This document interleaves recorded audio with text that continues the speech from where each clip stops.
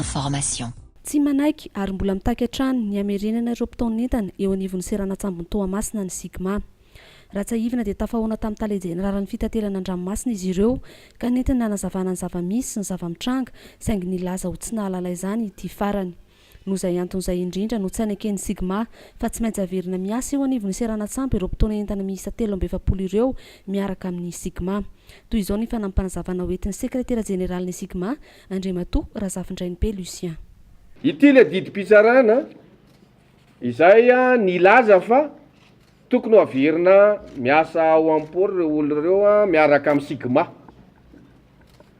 Ity taratasy izay nataon'ny ministry ny fitsarana tamin'izany fotoana zany nilaza fa tena meloka le olona izay misakana ny fidiran'ny mpiasa anankiray ao anatin'ny syndicat ary eloka voadidin'ny fehezan'ny ndalàna amin'ny niasa zany io misy vola sy fanasaziana an-tranomaizina mihitsy ary voalaza ny constitution antsika ihany koa io raha io.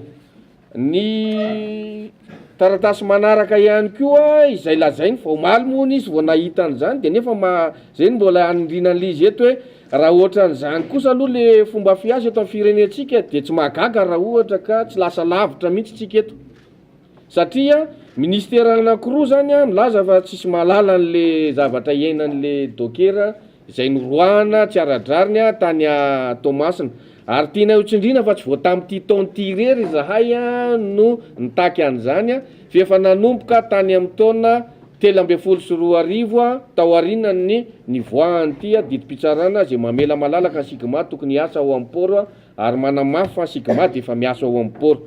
Nisy ny fanerenankolaka an'ireo mpiasa ireo zany anao an'ity taratasy ity hoe raha manao sonia an'ity taratasy ity zany ireo mpiasa ireo dia averina hiasa. Ato anatin'ity dia milaza mazava tsara fa izahay izay voasoratra anarana dia mametoky anareo marina fa vonina hiasa raha najavebetra rehetra tsy manohitonina fiarahamonina sy ny lalàna mifehy ny ato amin'ny seranana manomboko izao dia tsy azonay atao intsony ny manentana olona ato anatin'ny seranana sy hiditra ato anatin'ny Sigma. Raha tsy manaraka izany lalàna fepetra zany zahay dia manala tena tsy mpiasa ato anatin'ny seranana. Zay zany zavatra noterena hosoniavon'ireo mpiasa 320 ireo mba hiverenany.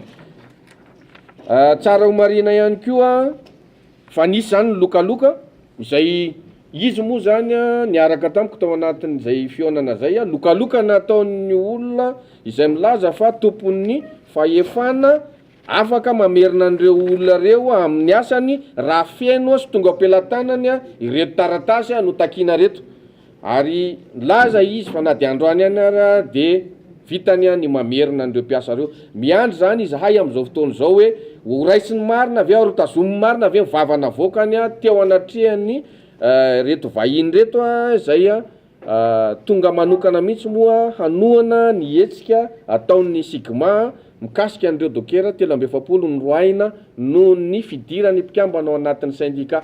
Tadidio fa raha ohatra tsika ka hijery an'le hoe dialogue politique avant la politique il y a le social. Ny dialogue social no tena ahafahan'ny firenena anankiray mampandroso ny toekarena ao anatiny fa fitaka-be vava fotsiny hoe dialogue politique dia andrososika le politique eto amintsika eritrereto ministera anankiroa raha ohatra ny hoe fanalavitra hoe ny anankiray any Beroro, ny anankiray any nino ty any Analalava. Ohatrany hoe tsy misy fifandraisana mihitsy zany le zavatra eto amintsika fa de mandeha gona fotsiny araka zay tokony araka zay eritreretin-drareo am'le izy ka. Madagascar Information vous remercie pour votre visite.